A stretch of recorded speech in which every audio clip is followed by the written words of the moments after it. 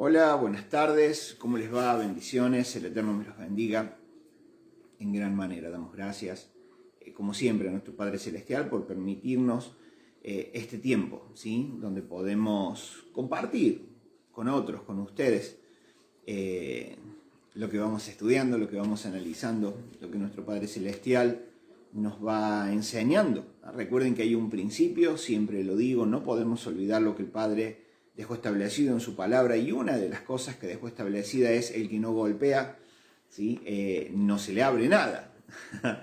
¿Sí? El que no llama no se le responde, el que no llama, el que no golpea no abre. Entonces hay un principio, y yo digo, el que no busca no va a encontrar nada.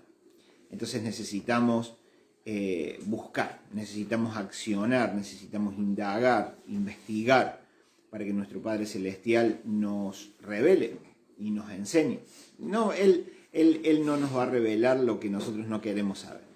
Él no nos va a mostrar, no nos va a enseñar aquello que no estoy dispuesto a aprender. Y muchas veces, gente, y ahí está el asunto de esto, por eso el título del video, que tiene que ver con conceptualizar un poco las cosas que venimos hablando, porque generalmente, y esto lo veo a menudo, ¿sí? se ve todo el tiempo, lamentablemente. Una de las cosas que por lo menos con mi esposa nos pasaron, una de las tantas cosas, pero una de las cosas que con mi esposa nos pasaron fue que en algún momento, en la medida que fuimos aprendiendo o escuchando alguna cosa, algún tema, algún significado diferente de lo que habíamos estudiado y enseñado, inclusive hasta el momento, nos llevó a reflexionar, ¿no? Yo por ahí digo que recuperamos un poquito el pensamiento crítico, ¿no? Que es lo que se pierde. El pensamiento crítico muchas veces se pierde y simplemente nos quedamos con lo que alguien dice, con lo que alguien enseña, sin darnos cuenta o sin usar ese pensamiento, y tomamos que lo que esta persona me está enseñando es real. Entonces eso es real, eso es verdadero, y lo tomamos así. Y lo peor del asunto es que terminamos formando una idea, nos terminamos formando un modelo de pensamiento, que a su vez este se convierte, o sea, cuando yo tomo lo que alguien dice, ¿sí? Como una verdad, como que eso es así, entonces lo creo primero, lo asumo, lo creo, lo establezco, lo termino estableciendo como un modelo a seguir, un modelo de pensamiento, y eso se convierte en estructura, se convierte en un paradigma. Y el peligro cuando convertimos una idea o algo que escuchamos en paradigma, difícilmente después dejemos lugar a otra cosa. Entonces, una de las cosas que el Eterno dice en el libro de Isaías, no recuerdo ahora, ustedes los pueden buscar según concordancia, una de las cosas que Isaías dice es que hay como una cobertura, ¿no? como un globo, como una tapa, a ver, en las películas hemos visto, ¿vieron cuando se crea ese campo de fuerza, como un campo magnético de fuerza, ¿ah? Sobre las ciudades? Y el Eterno dice: romperé esa cobertura que las ciudades tienen. Mi palabra, dice él, es como un martillo que rompe la roca. Entonces, la palabra del Eterno viene a ser ese martillo, ¿sí? En el contexto lo habla, no estoy nombrando dos versículos totalmente disasociados, ¿no? Sino que en el contexto está hablando de esto, de que su palabra es como martillo que rompe la roca, que deshace, que desmenuza la roca, y que él romperá aquello que tienen como cobertura las naciones. Y muchas veces, gente, esa cobertura termina siendo la idiosincrasia de ese lugar, el pensamiento colectivo. Hay una estructura de pensamiento colectiva en el pueblo. Pueblo, ciudad, nación, continente, ¿sí? Aldea, donde quieras que vayas, hay un pensamiento colectivo, una idea colectiva. Todos los habitantes del lugar piensan de la única manera. Y parece que se perdió el sentido común, parece que se perdió el pensamiento crítico. Y de pronto, cuando aparece alguien con ese pensamiento crítico, de pronto cuando aparece alguien que no está de acuerdo con aquello y alza su voz en su descontento, o simplemente en decir, mira, no me parece, ¿ah? Porque también está esta otra cosa, tengo evidencia, tengo aval sobre lo que yo estoy diciendo, entonces no encaja, molesta, y se tiende a separar a esa persona, se tiende a aislar a esa persona, porque piensa diferente que el resto. Entonces, digo que nos hemos encontrado con mucho de esto.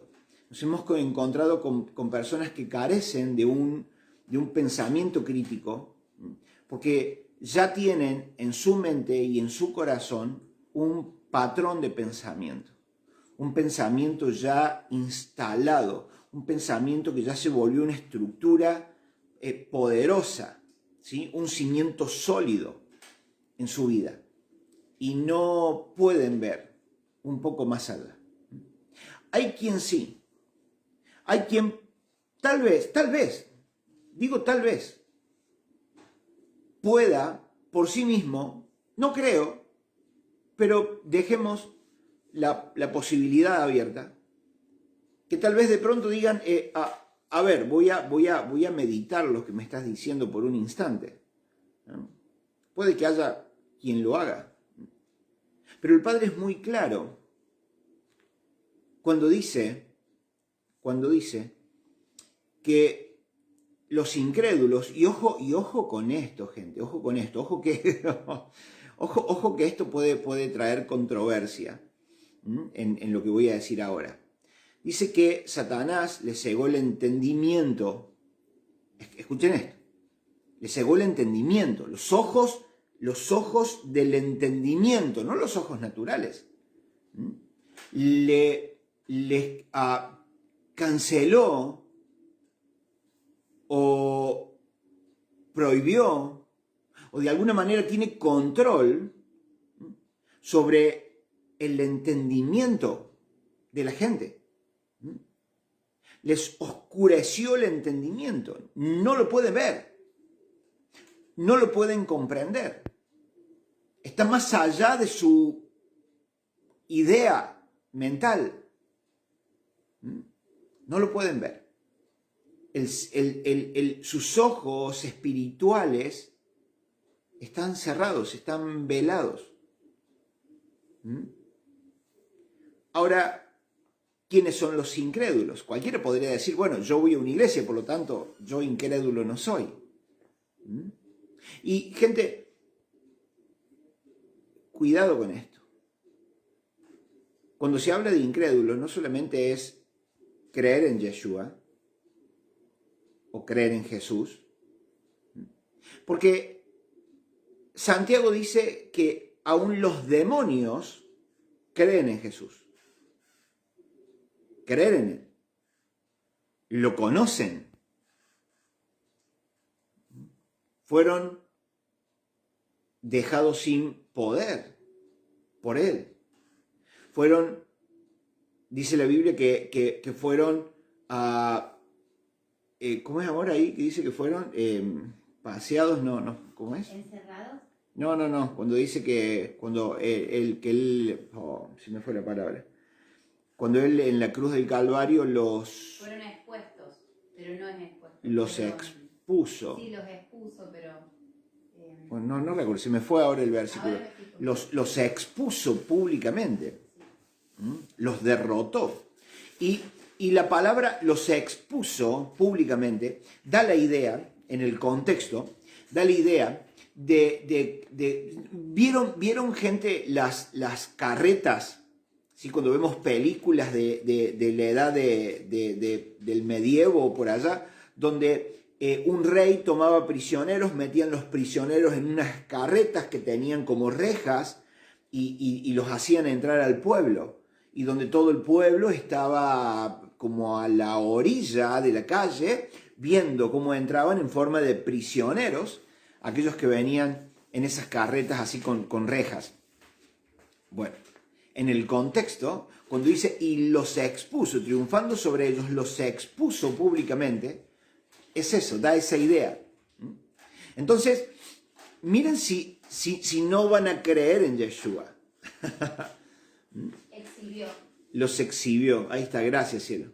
Los exhibió públicamente, los exhibió, los expuso, triunfando sobre ellos por lo que hizo en la cruz del Calvario, por su muerte, por su sacrificio, todo lo que implica según el contexto hebreo, ¿no?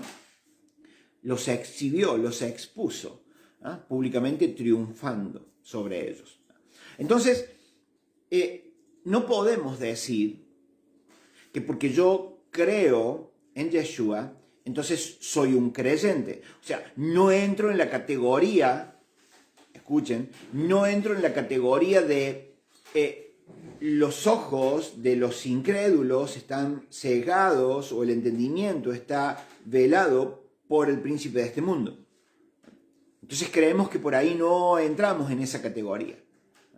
Pero cuidado, gente, porque de pronto encontramos que esto tenemos que revisar, no solamente tenemos que agarrar versículos aislados, sino revisar las escrituras.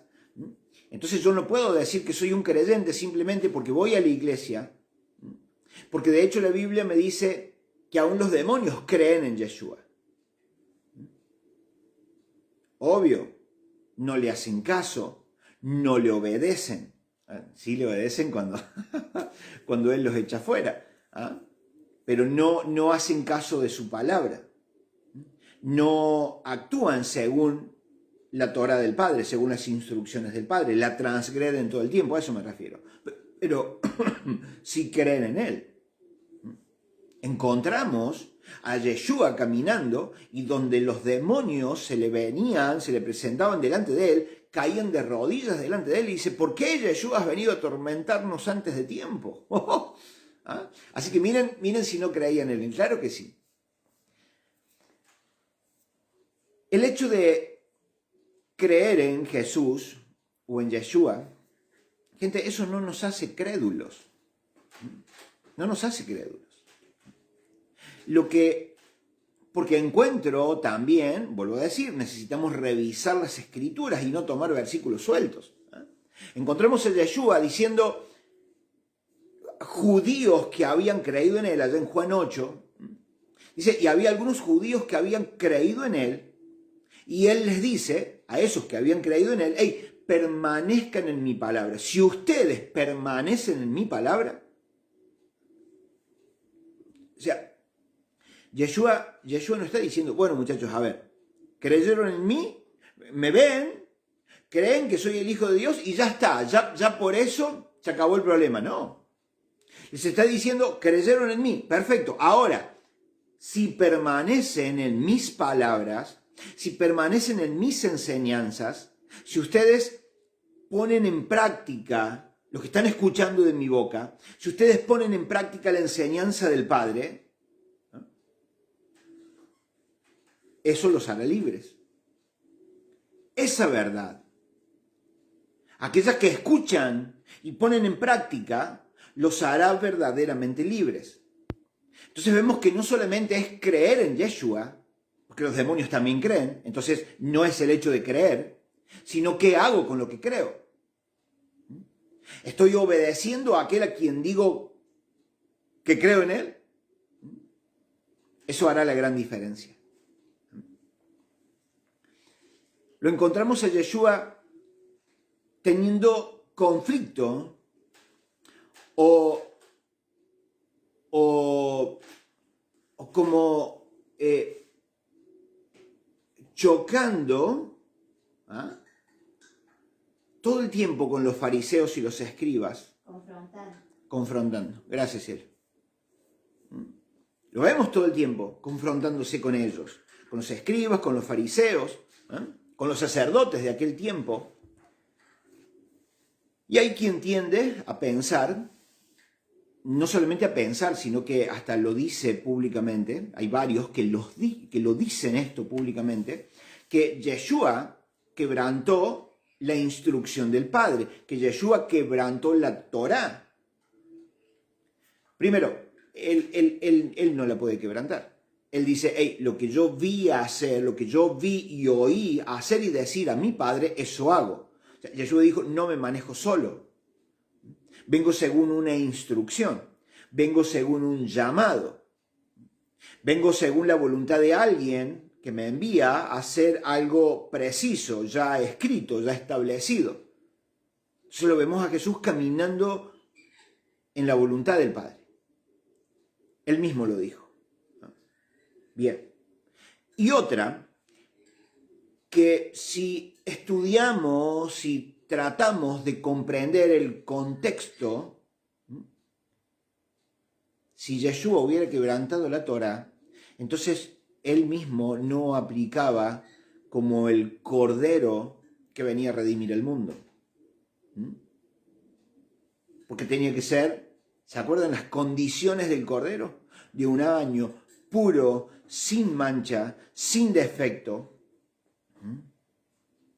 Eso nos hablaba de alguien, o sea, ese cordero representaba a alguien que iba a venir y que no iba a transgredir la Torá, que iba a ser perfecto. Perfecto en el sentido de que no transgredió la instrucción del Padre. Yeshua no quebrantó nada. ¿Qué es lo que, cuál era el asunto de estos conflictos? ¿Cuál era el asunto? ¿Cuál era el tema de la confrontación de Yeshua con los fariseos, los escribas, los sacerdotes de la época? Era que ellos habían añadido, recuerden que el Apocalipsis dice, nadie añadirá o quitará. Ellos se sentían con la autoridad, por ser descendientes de Abraham, ellos se sentían con la autoridad de poder hacer algunas modificaciones, inclusive agregar mandamientos, textos, ¿sí?, a las instrucciones originales del Padre. Y aquí está todo el tema de conceptualizando. Tenemos que entender todo esto, porque si no se nos hace un lío y simplemente vamos a entender lo que está escrito por arribita y lo vamos a querer interpretar según lo que yo creo, pienso, me enseñaron, me dijeron, escuché por allá. Por esa razón tenemos tantas diferencias entre las iglesias. Tenemos un montón de iglesias y una cree una cosa y otra cree... O sea, si bien las dos creen en Yeshua, pero cada una interpreta la Biblia, cada una interpreta las palabras del Eterno según como las interprete cada uno. Y eso no puede ser así, necesitamos contextualizar, necesitamos volver al origen. Estamos hablando que necesitamos volver al diseño, necesitamos volver al diseño original. ¿A dónde está el diseño original? En lo que el Padre ya instituyó, en lo que el Padre ya determinó, ya está establecido. No necesito ir adelante a buscar nada, ya está establecido. Necesito buscar, necesito indagar, necesito dejar que el Espíritu Santo me guíe a toda la verdad. O sea, necesitamos eso. Pero para encontrar aquello, entonces necesito investigar, necesito buscar. Necesitamos ese pensamiento crítico donde puedas decir, a ver, lo que yo sé, lo sé bien, lo que yo sé de salvación, lo sé bien, me lo enseñaron bien, lo estoy creyendo bien. Lo que yo sé de justificación, lo sé bien, me lo enseñaron bien, lo creo bien. Lo que yo sé de cualquier tema bíblico, de cualquier tema que sea que estés predicando, de cualquier tema que sea que estés enseñando. ¿Lo sabemos bien? ¿Podemos decir tengo la revelación de esto, ¿esto es así? Muchas veces sí. El grueso de la gente sí, lo ve que está bien, que lo que cree está bien, que lo que cree la otra iglesia está mal. Porque a mí me fue enseñado bien, él está errado, siempre el otro está errado. Tenemos eso, lamentablemente. Si no, ¿por qué no te vas a otra iglesia? ¿Por qué no te vas de ahí y te vas a otra iglesia? Porque en otra iglesia enseñan algunas cosas diferentes a las que acá te sentís cómodo. Y eso no puede ser. Porque acá y allá se debería enseñar una sola instrucción, una sola Torá, una sola enseñanza. O una enseñanza basada en el corazón del Padre.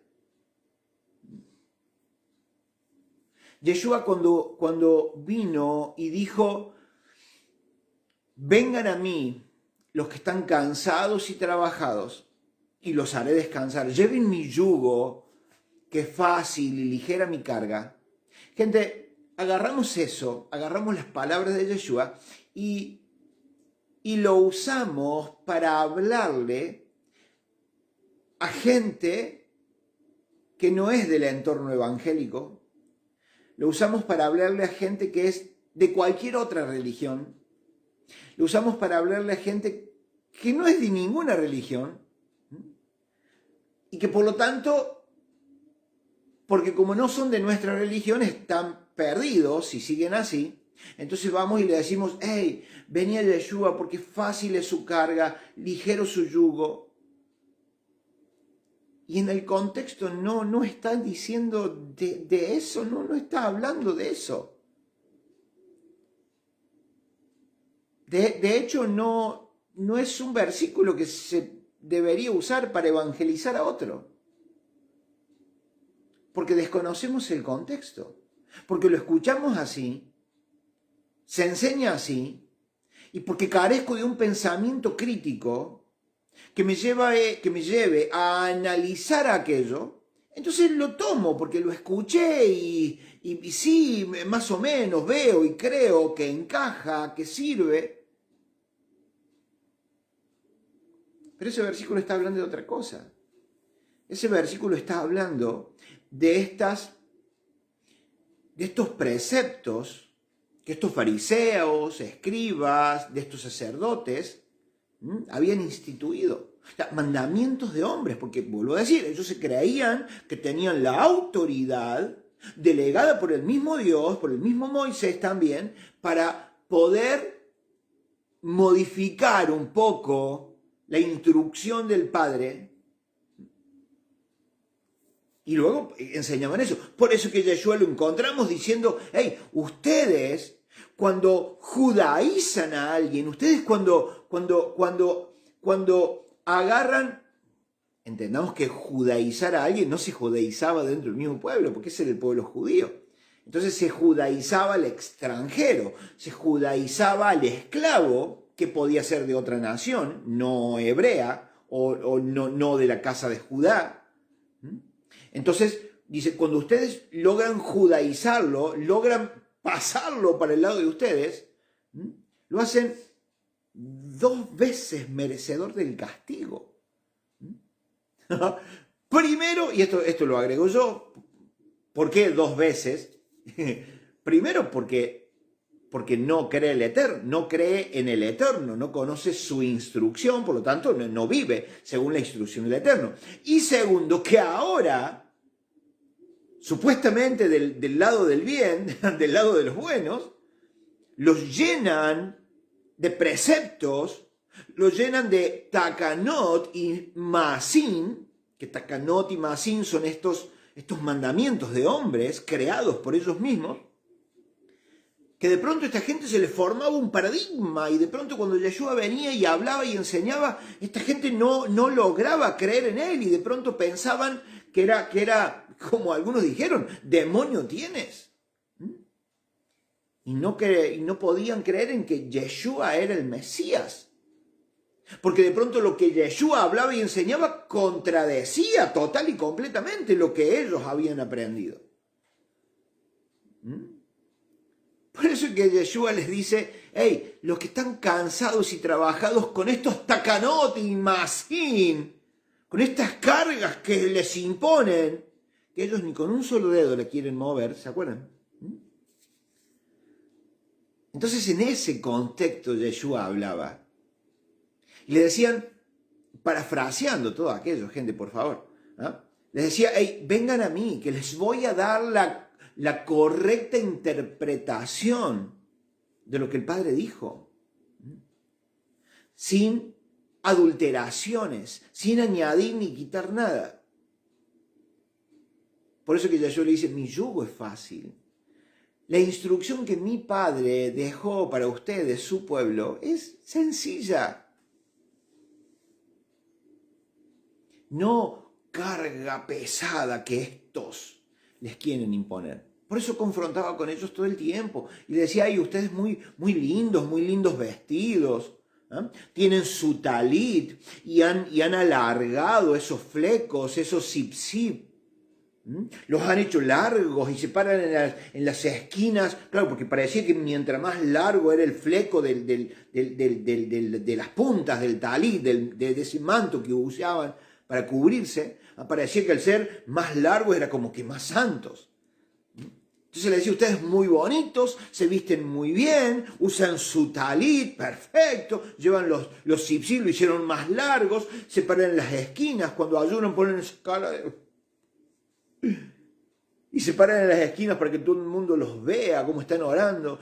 Y cuando van a la sinagoga se sientan en los primeros lugares, que por ahí la gente podía llegar a pensar, wow, qué sabio, qué santo este hombre. Mientras tanto Yeshua los está llamando sepulcros blanqueados. El mismo Juan los llamó generación de víboras.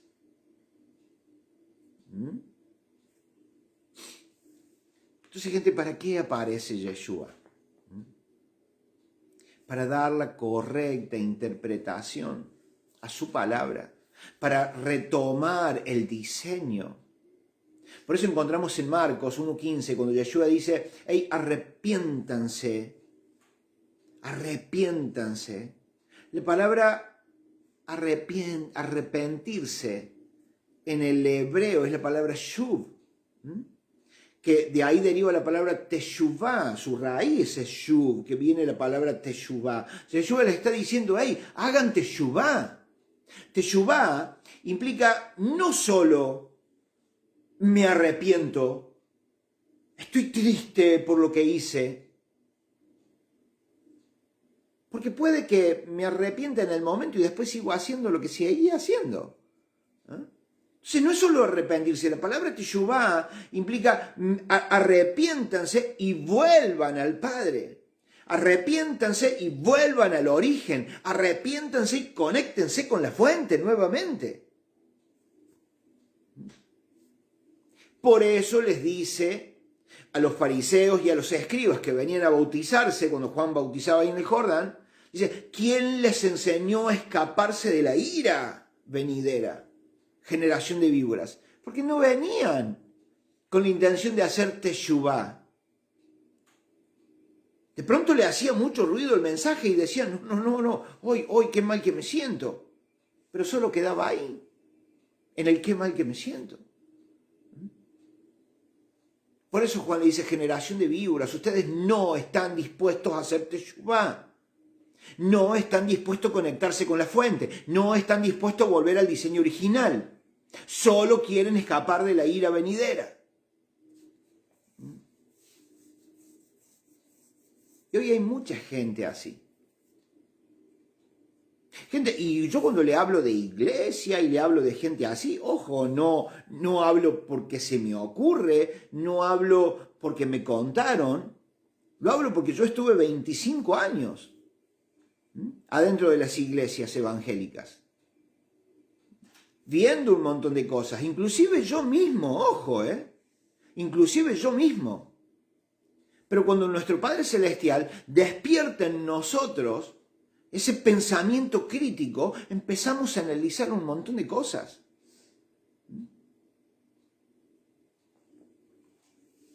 Empezamos a a pasar aquellas enseñanzas y aquellas acciones y actitudes que teníamos con la Biblia. Y dijimos, ay, esto no tiene mucho que ver. Entonces entró una búsqueda, entró un querer investigar, indagar, escudriñar al respecto. A ver si estábamos haciendo bien o estábamos equivocados al respecto. Y el hecho de que nuestro Padre Celestial nos fuera enseñando, nos llevó a ir tomando decisiones. Y la enseñanza del Padre te va a llevar a tomar decisiones, y radicales muchas veces. Porque a veces lo que el Padre te va a revelar no tiene nada que ver con lo que has aprendido. No va para el mismo lado, no encajan, no son compatibles.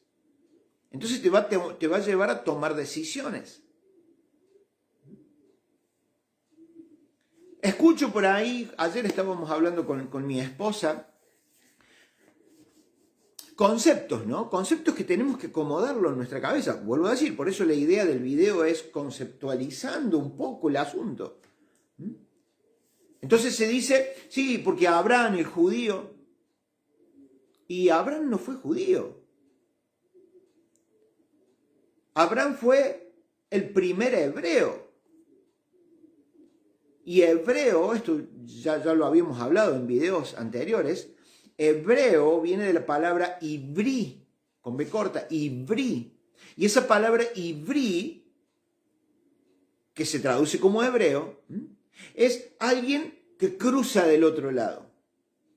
Recuerden que cuando el Señor lo llama a Abraham, de Ur de los Caldeos, allí en Mesopotamia, no sé si ustedes tienen un mapa mental de allí, del Medio Oriente, ahí en su cabecita, lo llama de Ur de los Caldeos, de la Mesopotamia, y lo trae, lo manda, lo lleva, le dice que vaya para la tierra que él le iba a mostrar, la tierra donde Canaán, ¿sí? Cam, uno de los hijos de Noé, se había sentado y había tomado ese territorio. Entonces le dice, vete para allá. Pero la cosa es que para ir allá, tuvo que cruzar el gran río Éufrates. Y el término para aquellos, porque no era común, no era habitual cruzar el río en aquella época, y Abraham lo hizo en obediencia al Padre, entonces de ahí viene el término. Abraham, el hebreo, encontramos por ejemplo en el libro de Génesis capítulo 14, versículo 13, cuando se habla de Abraham el hebreo, claro, era el hebreo, era algo que era fuera de lo común. Este hombre cruzó el Éufrates, cruzó del otro lado. Era una gran hazaña. El término judío aparece muchísimo tiempo después, gente. Entonces necesitamos saber ese tipo de cosas. Entonces, Abraham no fue judío, Isaac no fue judío, Jacob no fue judío. Los hijos de Abraham no fueron judíos. El término judío aparece, por allí en el 586, escuchen esto, en el año 586 antes de Cristo.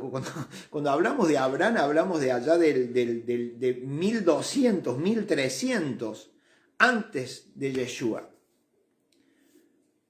En el 586, estamos hablando de 1000 años después de Abraham, cuando la casa de Judá, bueno, el que nos escucha habitualmente sabe que hablamos de las dos casas. Entonces, cuando el imperio babilónico de la mano del rey Nabucodonosor sitia Jerusalén, sitia la provincia de Judea, las ciudades, ¿no?, de la provincia de Judea, lleva cautiva a la casa de Judá compuesta, ¿sí?, o era el reino del sur, ¿sí?, compuesto por la tribu de Judá y la tribu de Benjamín, vienen la gente de renombre y muchos ciudadanos del común, ¿sí? Son llevados, dejaron a las personas grandes, de la tercera edad, dejaron a personas que a ellos no les servía para trabajos de servicio, las dejaron ahí, ¿sí? Pero a los jóvenes, a gente prominente y aún muchos del común de la gente, que podían hacer tareas de servicio, se los llevan cautivos a Babilonia. Estuvieron 70 años en Babilonia y allí en Babilonia es donde empieza a decirse y a nombrarse el término judío. ¿Judío por qué? Porque era la casa de Judá la que estaba cautiva en ese lugar. Además venían de la provincia de Judea. Además, como la casa de Judá estaba compuesta por la tribu de Judá y por la tribu de Benjamín, y como la tribu de Judá era la más grande en número, entonces allí se empieza a nombrar por primera vez el término judío. Recién allí, 570 años, 570, perdón, años antes de Yeshua. Allí se empieza a nombrar. Entonces, cuando hablamos de judíos hoy, entonces tenemos que tener la idea de que uno es judío. Yo podría ser judío si yo soy un descendiente de la tribu de Judá. Si yo me hiciera un ADN y mi ADN es compatible con los descendientes de Judá, uno de los hijos de Jacob, uno de los hermanos de los 12 hijos de Jacob, entonces se podría decir que soy un judío. O si pertenezco a la casa de Judá. O sea, si mi ADN fuera compatible con la tribu de Benjamín. O sea, si yo tuviera sangre benjaminita me podría llamar judío, porque vengo de la casa de Judá. O si vengo de la tribu de Judá, podría ser judío, porque vengo de esa tribu. ¿Se entiende? O deberíamos entenderlo. Porque si no, gente, cuando hablamos, cuando enseñamos, cuando predicamos, decimos cosas que no son. Porque las escuchamos y así la creemos y así la interpretamos. Entonces empezamos a hacer toda una mezcolanza con términos que no encajan para nada. Hoy decimos Israel, y cuando de nuestra boca sale la palabra Israel, lo primero que se nos viene a la mente es la tierra. La tierra de Israel, allá entre el Jordán y el mar Mediterráneo. Lo primero que pensamos es en aquello. Y sin embargo, desde el punto de vista bíblico, eso no pasa, eso no es así. En la Biblia, cuando se habla de Israel, hace mención a dos cosas, o a tres cosas, mejor dicho. A Jacob, saben que a Jacob se le cambió el nombre, hace mención entonces a Jacob, a la descendencia de Jacob, o sea, a las 12 tribus, ¿sí? O al pueblo directamente, o mejor dicho, a la casa de Israel compuesta por esas 10 tribus que vinieron los asirios y los repartieron por todo el mundo. Entonces necesitamos saber eso. ¿Por qué? Porque nosotros vamos a leer la Biblia y vamos a encontrar que en algún lado dice a Israel, la restauración de Israel, Israel esto, Israel el otro. Pero nosotros tenemos que saber a quién se está refiriendo. A ver si se está refiriendo a los 12 hijos de Jacob, si se está refiriendo a Jacob mismo, o si se está refiriendo a la casa de Israel. Vuelvo a decir que está compuesta por aquellos 10 tribus que se perdieron, que se dispersaron por todo el mundo, que fueron dispersas por todo el mundo.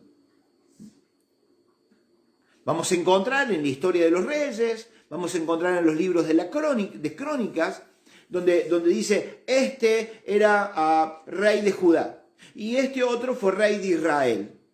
Entonces decimos, pero ¿Cómo? Yo no sé si alguna vez a vos te pasó, a mí me pasó un montón de veces antes de comprender esto. ¿Cómo que había dos reyes? ¿Cómo que en la nación de Israel había dos reyes?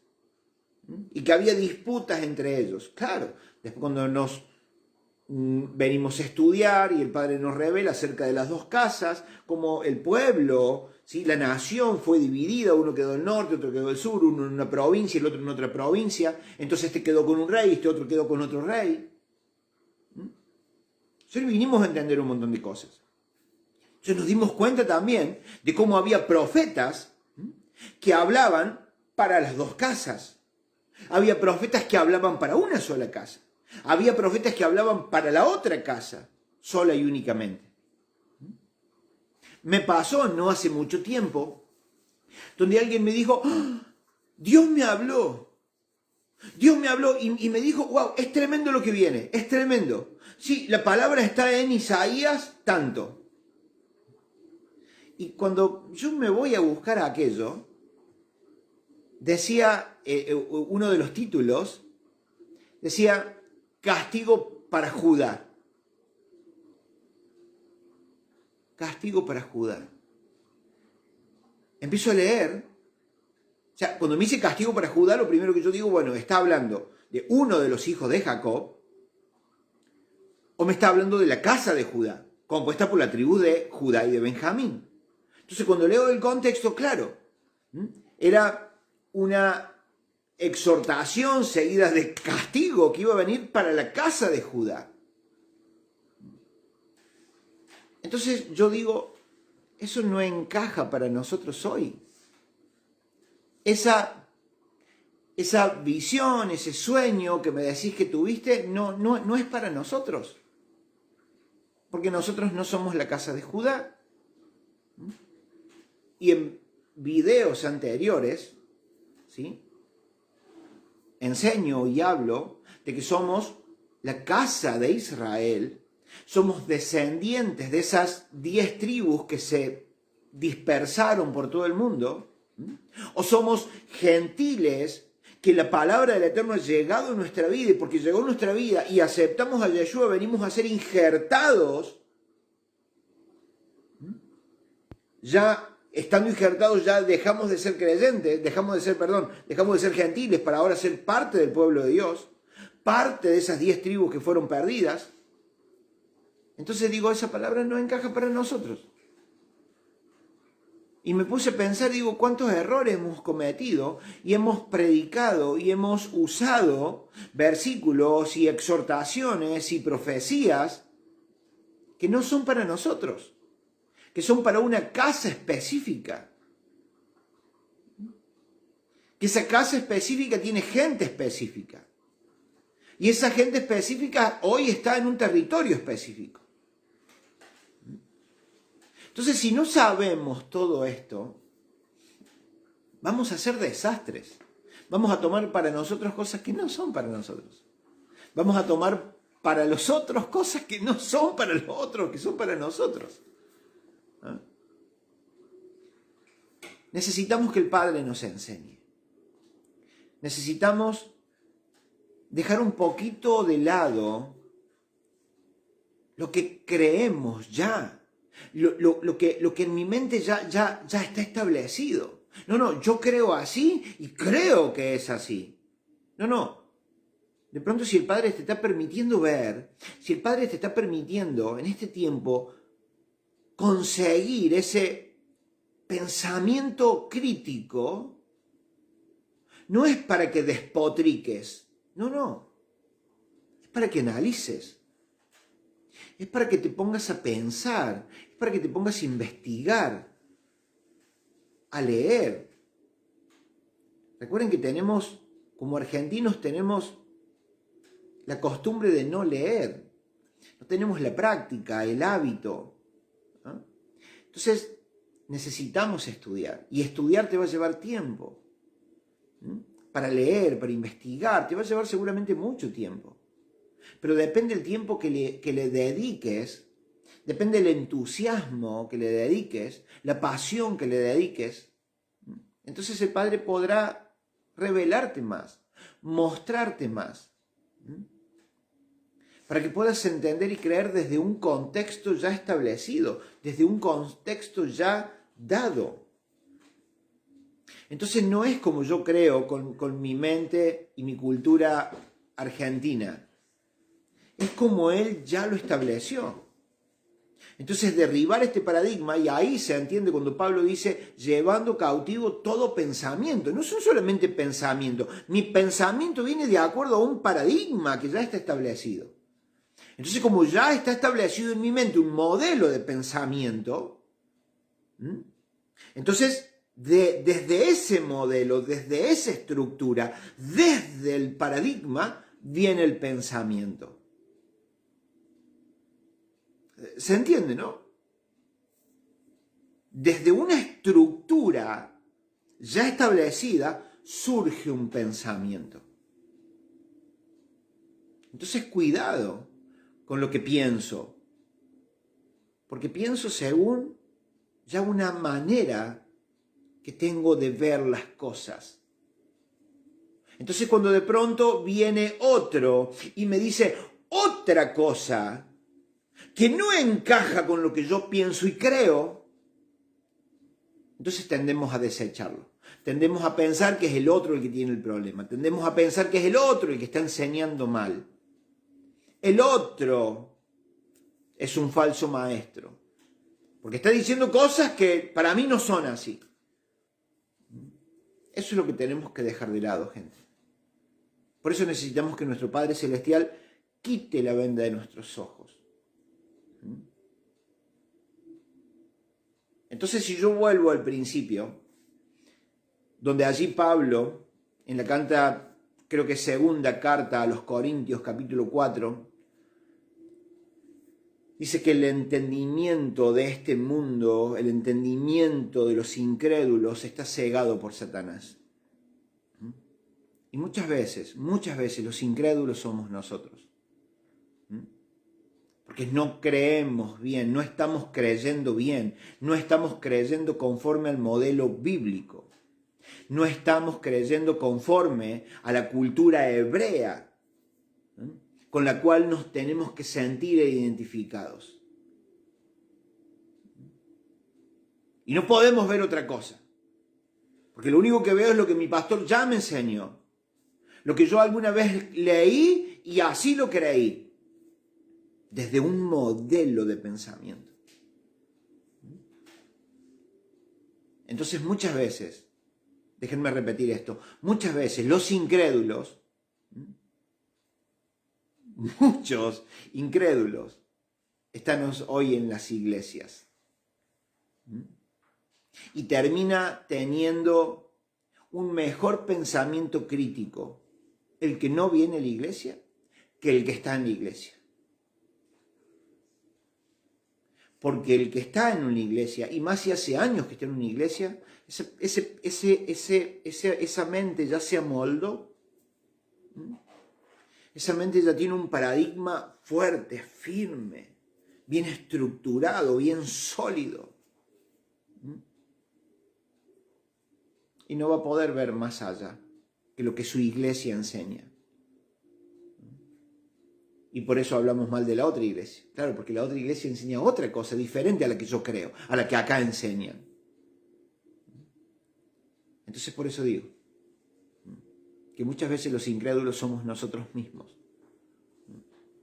Por eso que el Padre necesita liberarnos del sistema religioso. Necesita liberarnos de los takanot y los maasim. Recuerden que eso había dicho que eran mandamientos de hombres. El Padre necesita en este tiempo liberarnos de los takanot y los maasim de este tiempo. Porque muchas veces doctrinas y dogmas de nuestras iglesias es lo que creyó en algún momento quien fundó esa iglesia, quien fundó esa denominación. Creyó en esto y así lo estableció y lo perpetuó hasta hoy. Y lo tomamos como palabra santa. Palabra de Dios, te alabamos. ¿Ah? Y no podemos ver por fuera de eso. Y cuando no podemos ver por fuera de eso, nos va a pasar que hasta al Espíritu Santo inclusive, cuando nos quiere enseñar y revelar algo, ¡oh! Vete de mí, Satanás. Porque de pronto lo que soñamos, lo que nos viene a decir a través de alguien, no encaja como yo creo y pienso. Entonces mucho cuidado, gente. Mucho cuidado. Necesitamos estudiar. El estudio te va a llevar a conceptualizar términos para poder entender, para poder tener una línea a medida que vas leyendo.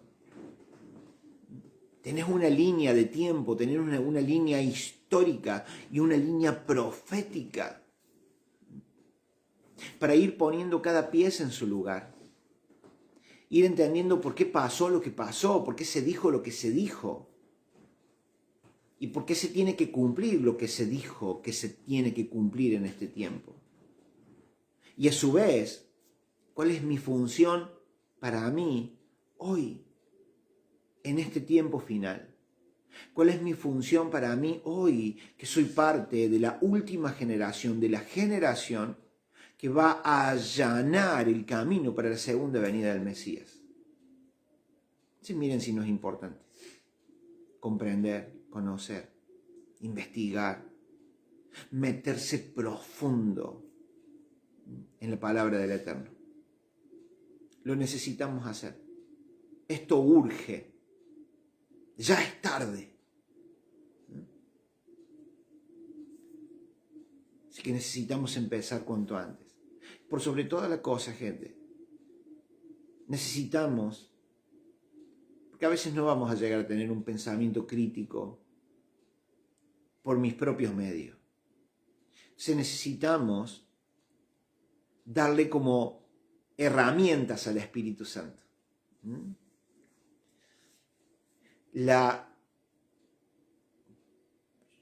Mi propia vida, yo la pongo en manos del Espíritu Santo.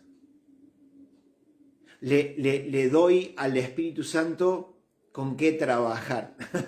Entonces le entrego mi vida, le entrego mi mente, le entrego mi paradigma. Le doy material al Espíritu Santo para que pueda trabajar. ¿Cómo le damos material al Espíritu Santo para que trabaje? Cuando de nuestra boca salen las palabras. Así funciona. Cuando de mi boca salen las palabras. ¿Qué es lo que digo? Recuerden que la Biblia dice que de todo lo que salga de nuestra boca vamos a tener que rendir cuentas. Entonces, cuando yo le digo, cuando yo hablo, Espíritu Santo, yo no sé si he aprendido bien. No sé si lo que creo está bien. No sé si lo que pienso está bien. No sé siquiera si lo que estoy enseñando está bien. Enséñame tú. Cuando eso sale de nuestra boca, entonces le damos la legalidad, porque Él no atropella a nadie, gente. Él no atropella a nadie. Él no puede obrar en la vida de aquel que no se deja usar. ¿Se entiende? Es una cuestión de legalidad. Satanás no puede tomar a cualquiera por ahí. Un demonio no puede meterse en la vida de cualquiera si no hay una puerta abierta. Entonces, cuando yo abro una puerta, él dice, permisito. Entonces entendamos esto. Para el Espíritu Santo yo no soy un títere que Él pueda usar como Él quiera. Claro que no. Si yo no quiero que Él me use, Él no me va a usar. Si yo a Satanás no le abro una puerta, Él no se puede meter. Y si yo al Espíritu Santo no le pido que me enseñe, Pero cuando le digo, Espíritu Santo, enséñame, gente, entiendan esto. Juntamente, no te olvides, juntamente está la idea de que Espíritu Santo, cuando me enseñes algo que es muy diferente a lo que creo, ayúdame a reemplazar el paradigma, ayúdame a quitar de mi mente, de mis hábitos, lo que no es para establecer lo que es. Porque a veces le decimos, Espíritu Santo, enséñame.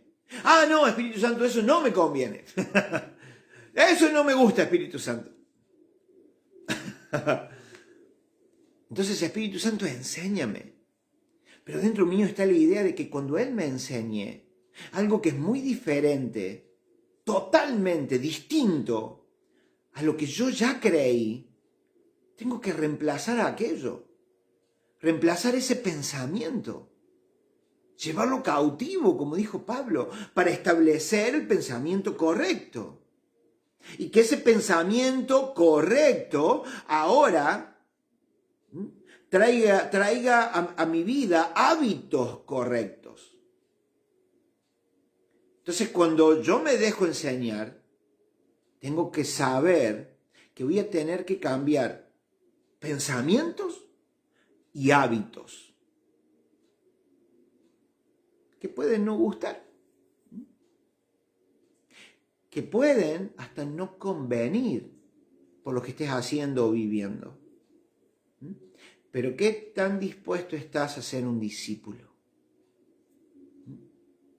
La palabra discípulo, en su original, implica alguien que se sienta a los pies del maestro para aprender y poner en práctica aquello.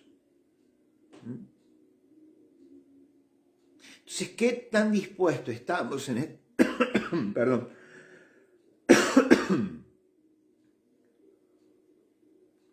¿Qué tan dispuestos estamos en este tiempo a dejarnos enseñar? A cambiar pensamientos y hábitos que van a modificar estilos de vida, costumbres de vida, que puede tal vez ser perjudicial para el negocio que estás emprendiendo, la familia que estés llevando, el trabajo que estés haciendo, para ser un discípulo. La Biblia nos habla de principio a fin de un remanente.